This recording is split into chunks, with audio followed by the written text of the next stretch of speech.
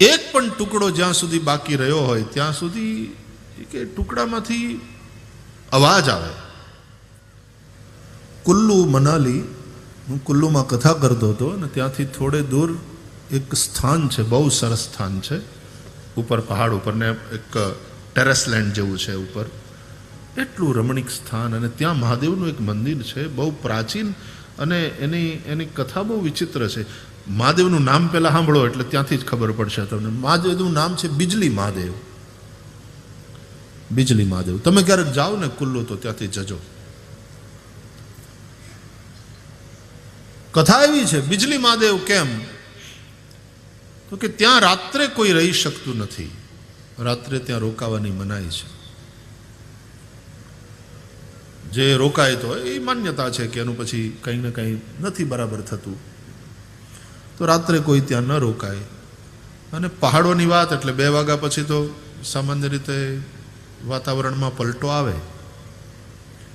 વર્ષમાં એકવાર રાત્રે એવી ઘટના ઘટે કે વાદળ મંડરાયા હોય, વીજળી ચમકતી હોય, ને મેં વીજળી મહાદેવના મંદિરમાં પ્રવેશી અને મહાદેવના મંદિર શિવલિંગ ઉપર ત્રાટકે અને શિવલિંગ તોડી નાખે. આવી માન્યતા છે. અને આવું ત્યાંના લોકો કહે, આપણે જોયું નથી પણ આવું ત્યાંના લોકો કહે છે. અને આટલા વર્ષોથી એ વાત છે એટલે કંઈક તથ્ય હશે. તો એ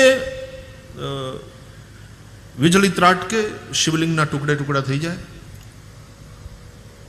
સવારે જ્યારે પૂજારી નિત્ય નિયમ પ્રમાણે હાજર થાય મંદિરમાં પૂજા માટે, ત્યારે એ જુએ એટલે એને ખ્યાલ આવે કે આજે આ ઘટના ઘટી. સારી વાત આપે કહ્યું, કૃષિ પ્રધાન નહીં ઘટના પ્રધાન દેશ છે આ. ઘેટ કેટલી એવી ઘટના, તો આજે આ ઘટના ઘટી એમ પૂજારી સમજે એટલે પછી બધાને બોલાવે, લોકો એકઠા થાય અને એ શિવલિંગના જેટલા ટુકડા થયા હોય બધા ટુકડાને એકત્ર કરવામાં આવે, એકઠા કરવામાં આવે. અને એકઠા કર્યા પછી માખણ દ્વારા એ બધા ટુકડાને પાછા યથા સ્થાને ગોઠવવામાં આવે અને ચિપકાવવામાં આવે, ભેગા કરવામાં માખણ દ્વારા. અને બિજલી મહાદેવની એટલા માટે વિશેષતા છે કે ત્યાં જળથી અભિષેક થતો નથી, ત્યાં માખણ જ ચડાવવામાં આવે છે. ત્યાં તમે જાઓ તો જળથી અભિષેકની વાત નહીં, માખણ લઈને જાઓ અને માખણથી લેપન કરો મહાદેવને.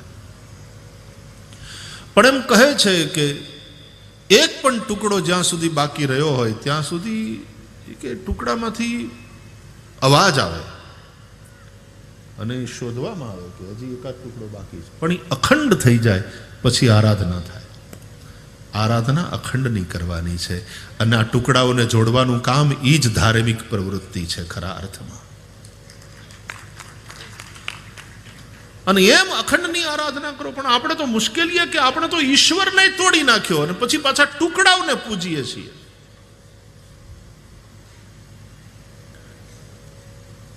ઈશ્વર પણ આપણને આખે આખો સ્વીકાર નથી.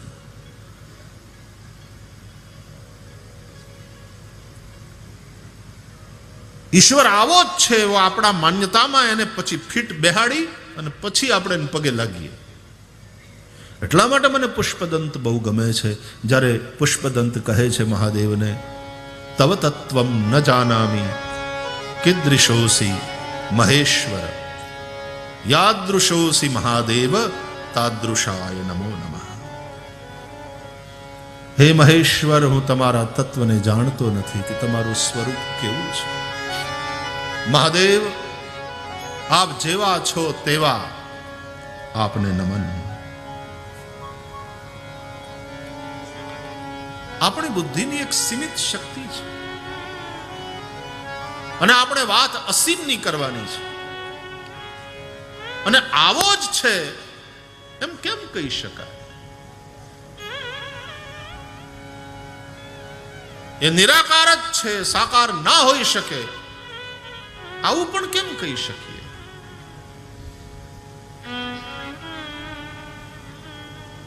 તુલસીદાસજી કહે છે, અગુણ સગુણ દ્વિ બ્રહ્મ સ્વરૂપા.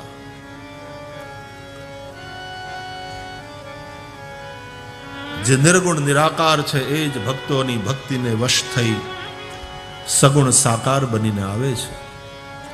જેમ પદાર્થ વિજ્ઞાન અનુસાર પણ એના ત્રણ જ રૂપ છે,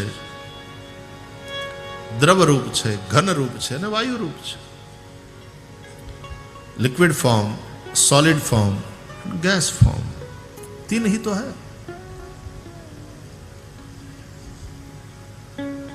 पानी એટલે લિક્વિડ ફોર્મ, બરફ સોલિડ ફોર્મ, ઓક્સિજન અને હાઇડ્રોજન ગેસ ફોર્મ.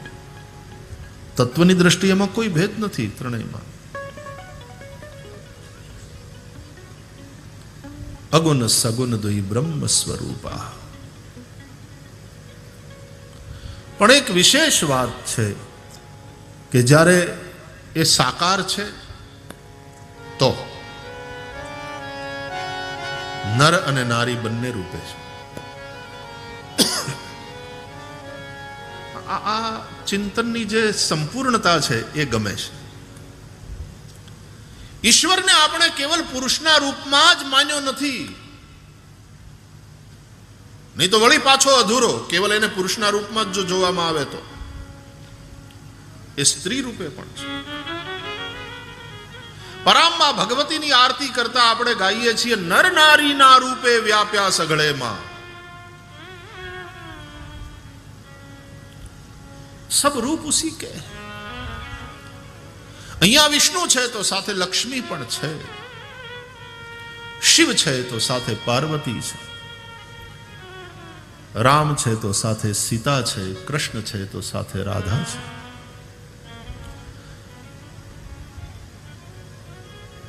એ નથી તો કઈ નથી. નિર્ગુણ નિરાકાર પ્રત્યક ચૈતન્ય અભિન્ન બ્રહ્મ.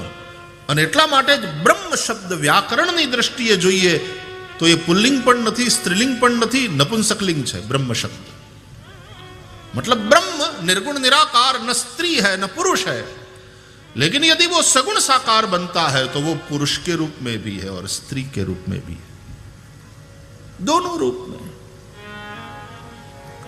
ब्रिटेन में थोड़ा वर्षों पहला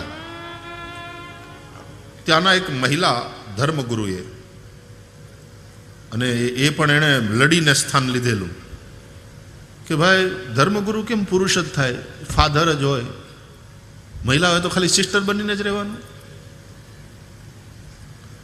મહિલા ધર્મગુરુ કેમ ન હોઈ શકે, ફાધર છે મધર શું કામ ન હોય, મહિલા પણ કાર્ડિનલ શું કામ ન બની શકે, મહિલા પોપ શા માટે ન બની શકે. આવી એક ચળવળ એમણે ઊભી કરીને એમાંથી એ ધર્મગુરુનું એમને સ્થાન મળ્યું. પછી એમણે એક બીજો મુદ્દો ઉઠાવ્યો અને આ મુદ્દો મહત્વનો હતો. હું એ દિવસોમાં ત્યાં બ્રિટનમાં હતો એટલે મને બહુ ઇન્ટરેસ્ટિંગ લાગ્યું. એમણે એમ કહ્યું કે why God is only he, why not શી.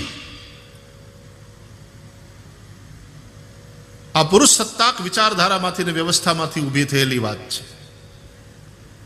ઈશ્વરને પણ તમે ખાલી પુરુષ જ માનો એમ કેમ ચાલે? ઈશ્વર સ્ત્રી કેમ ન હોઈ શકે? મને વાત વિચારવા જેવી લાગે.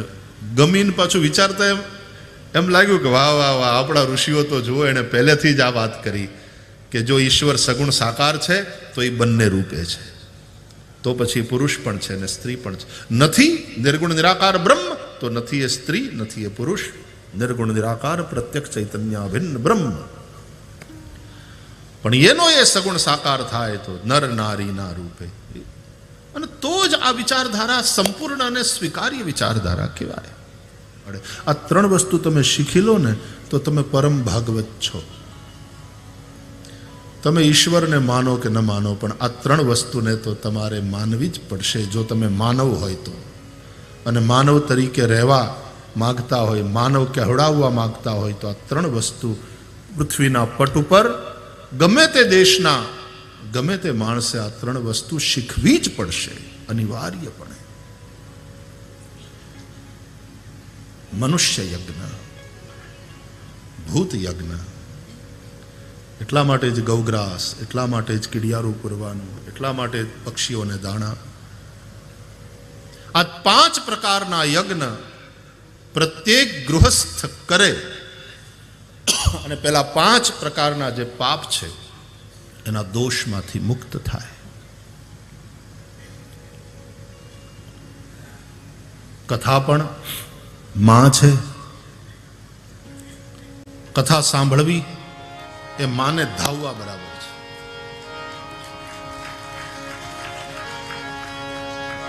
અત્યારે કથા નથી સાંભળી રહ્યા તમે, આ ભાગવત રૂપી માં ધવડાવી રહી, તમને સ્તનપાન કરાવી રહી.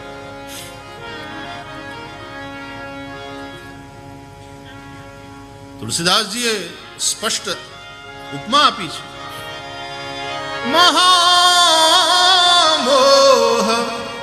મહિષેષુ વિશાલા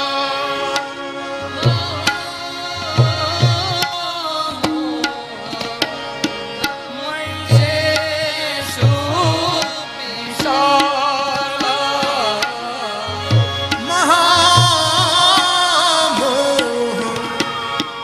મહિષેષુ